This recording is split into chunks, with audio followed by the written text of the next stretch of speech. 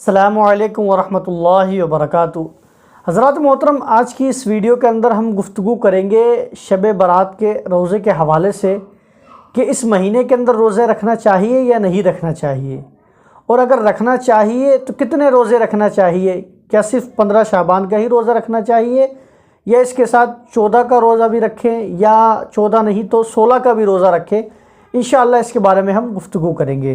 حضرات محترم، ایک قانون آپ یاد رکھ لیجئے کہ رمضان شریف کے روزے کے علاوہ پورے سال کے اندر 11 مہینوں کے اندر جتنے بھی روزے آئیں گے وہ تمام کے تمام روزے نفل ہوں گے، نہ فرض ہوں گے نہ واجب ہوں گے۔ تو حضرات محترم، اس بات کو آپ یاد رکھیے کہ جب وہ نفل روزے ہیں تو آپ کے لیے کوئی ضروری نہیں ہے کہ آپ 2 روزے رکھیں یا 4 روزے رکھیں یا 6 روزے رکھیں یا 8 روزے رکھیں۔ یہ آپ کی ہمت کے اوپر ڈیپینڈ کرتا ہے کہ آپ کے اندر کتنی طاقت و قوت ہے، آپ کتنے روزے رکھ سکتے ہیں، یہ آپ کے لیے ہے۔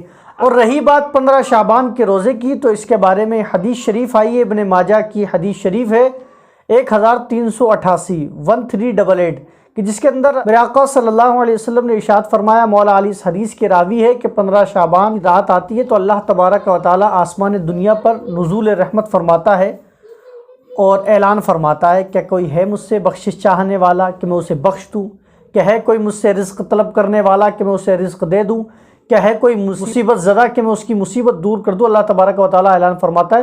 حضور نے فرمایا کہ اس کی رات کے اندر قیام کرو، مطلب عبادت کرو، اللہ کی نماز پڑھو، قرآن پڑھو، تسبیح پڑھو، اللہ کا ذکر کرو، اور صبح کو مطلب دن کو اس کا روزہ رکھو۔ تو حضور علیہ الصلاۃ والسلام نے ایک روزے کے بارے میں ارشاد فرمایا کہ 15 شعبان کا روزہ رکھو، اور یہ روزہ بھی کوئی فرض نہیں ہے، یہ واجب نہیں ہے، یہ ایک نفل روزہ ہے۔ اگر آپ اس روزے کو رکھیں گے تو آپ کو ثواب ملے گا، اگر آپ نہیں رکھیں گے کسی مجبوری کی بنیاد پر تو ایسا نہیں ہے کہ آپ کو عذاب ملے گا۔ بہت سے لوگ یہ سمجھتے ہیں کہ صاحب یہ ہم پر واجب ہی ہے یا فرض ہی ہے۔ تو حضرات محترم، اس بات کا آپ خیال رکھیں، یہ شریعت کی طرف سے آپ کے اوپر نہ فرض ہے نہ واجب ہے، لیکن ہاں اس روزے کا ثواب بہت زیادہ ہے۔ اور یہ روزے کی تاکید یہ سمجھ لیجئے کہ ہمارے اسلاف سے آ رہی ہے، ہمارے جو بزرگان دین تھے اور ہمارے جو اولیاء اکرام تھے، ہمارے اللہ والے تھے، ہمارے علماء تھے، تمام کے تمام یہ روزے رکھتے تھے، اور عوام کے اندر بھی یہ مشہور ہے، عوام بھی اس روزے کو رکھتی آ رہی ہے۔ تو اس لیے ہم تمام لوگوں کو چاہیے کہ ہم رات کو جاگیں، اور رات کو جاگنے کا مطلب یہ ہے کہ عبادت کریں۔ یہ نہیں ہونا چاہیے کہ صاحب ہم نام کے لیے جاگ رہے ہیں، جاگنے کے بعد ہم کہیں ٹہلنے کے لیے نکل جاتے ہیں، کہیں گھومنے کے لیے نکل جاتے ہیں، کہیں گاڑیوں پر سوار ہو کر ادھر ادھر گھومتے ہوئے نظر آتے ہیں۔ اس طریقے سے ہمیں 15 شعبان کو جاگ کر نہیں گزارنا ہے۔